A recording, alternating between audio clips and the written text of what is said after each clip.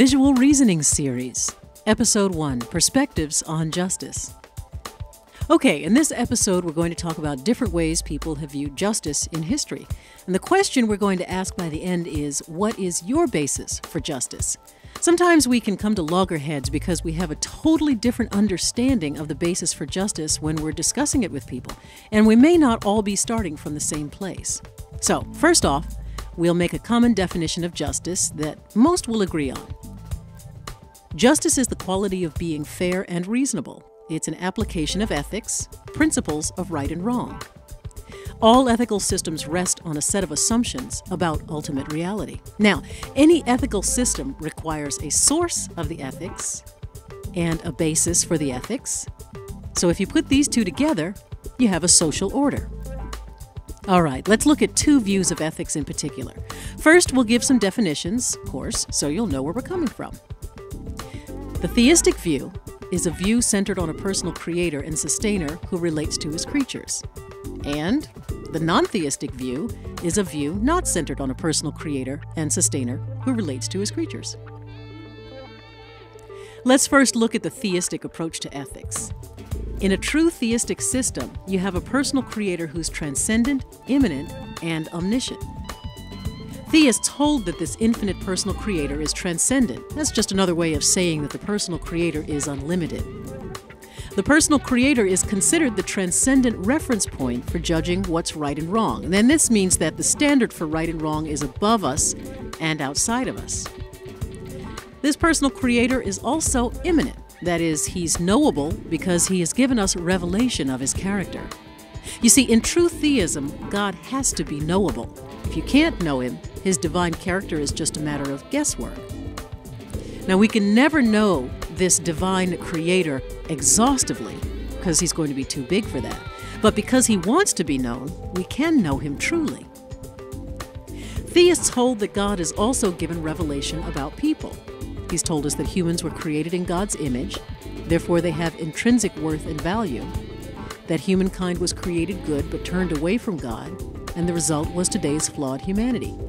Yet theists also hold that in spite of all of that, God has provided the means for restoration. So in this view, the Creator is also omniscient. That is, he's all-knowing. He knows all things actual and all things possible. He's all-powerful, and theists hold that he's good. So let's put that all together. For the theist, the Creator's good character is the standard for judging what's right and what's wrong. What's right conforms to his character, and what's wrong goes against his character. For the theist, the divine character is the universal basis for justice. How does the theist know all these things about this Creator?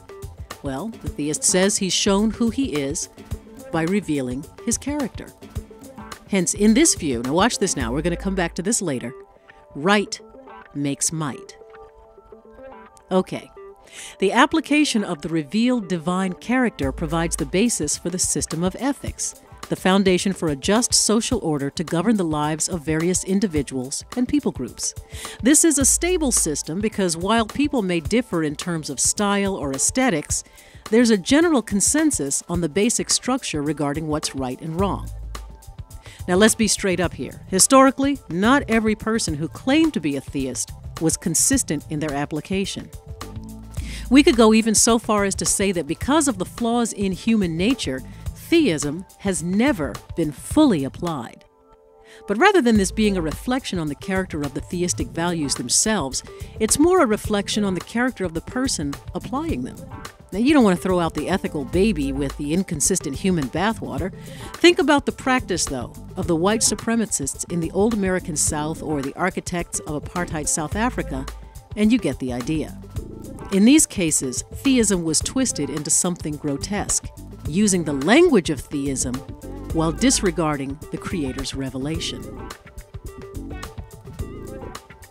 Now, let's take a look at the non-theistic approach to ethics. In this system, you've got three possibilities.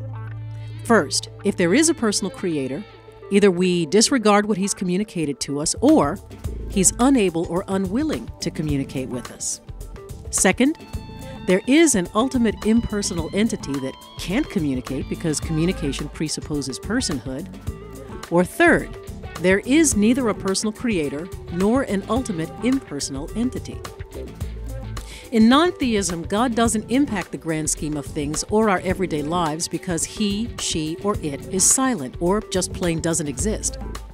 That leaves us with no transcendent reference point for ethics, no divine revelation, no divine character to provide a standard for ethics, and no application of any divine character as the basis of an ethical system. What we come to in non-theism, then, is that the divine character gets replaced with personal opinion. Now, this leaves us with no right or wrong in a universal sense. What's good for one guy might cost another guy his life. Now, with no universal basis for ethics, the ethical system degenerates, and there's no basis for a consensus. This is what's causing a lot of our conflicts today, a diminished consensus on right and wrong. Because human nature is flawed, if things continue in the current direction, chaos and anarchy may rule, and nihilism, the rejection of all moral principles because life is meaningless anyway, may be the end result. Now let's say we get to that point. Worst case scenario, what happens then? In order to restore order, an individual or people group may eventually fill the ethical basis vacuum, seizing power and authority over all other individuals or people groups. The individual or group that seizes power might create a new source for ethics and might even create an abstract ideal human in their own image or some sort of leader. This will only provide a finite reference point, not an infinite one, as the source for all ethics.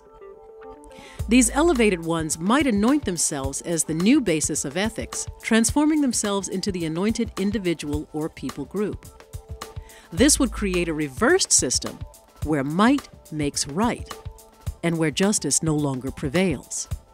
The application of this principle to the social order will ultimately have to be maintained by a heavy hand, totalitarianism through force or fear. In order to maintain control, the anointed individual or people group would have to inaugurate some sort of police state where individuals are closely monitored to make sure they stay in line. But hold up now, wait. A complete police state is way too expensive. You can't have that many police on the payroll, and they can't be everywhere keeping tabs on everybody all the time. A much more efficient system, then, is to rule by fear.